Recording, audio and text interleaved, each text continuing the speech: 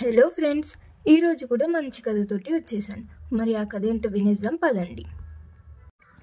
అనగనగా ఒక ఊరిలో ఒక రైతు వెదురు చెట్టును నాటాడు మరియు ప్రతిరోజు నీరు పెట్టాడు.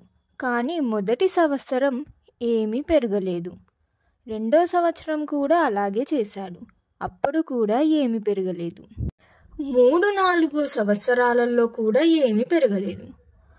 దాంతోటి రైతు నిరాశ చెంది ఆ చెట్టును వదులుకోవాలనుకున్నాడు. 5వ సంవత్సరంలో నేల నుండి ఒక చిన్న మొలక ఉద్భవించింది.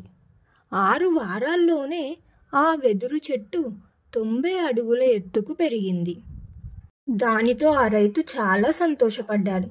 తాను ఊహించిన దానికంటే కూడా అధికంగా ఆ చెట్టు పెరిగింది. ఈ కథ యొక్క నైతికత ఏమిటంటే, విజయానికి తరచుగా సహనం, పట్టుదల మరియు అంకిత భావం అవసరం.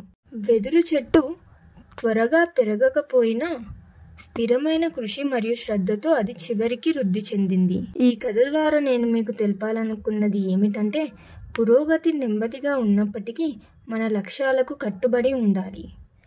మనం అడ్డంకులు ఎదుర్కొన్నప్పటికీ మన కలల కోసం పనిచేస్తూ ఉండాలి. మన ప్రయత్నాలు చివరికి విజయానికి దారితీస్తాయని విశ్వసించండి. తరచూ ప్రయత్నిస్తూనే ఉండండి. ఏదో ఒక రోజు మనం ఊహించిన దానికంటే కూడా ఎక్కువ ఫలితం వస్తుంది. మరి ఈ కథ ఎలా ఉంది అనేది కామెంట్ చేయండి, లైక్ చేయండి, షేర్ చేయండి, సబ్స్క్రైబ్ చేయండి. ఇంకో మంచి కథతో మళ్ళీ కలుద్దాం. Thank you for watching.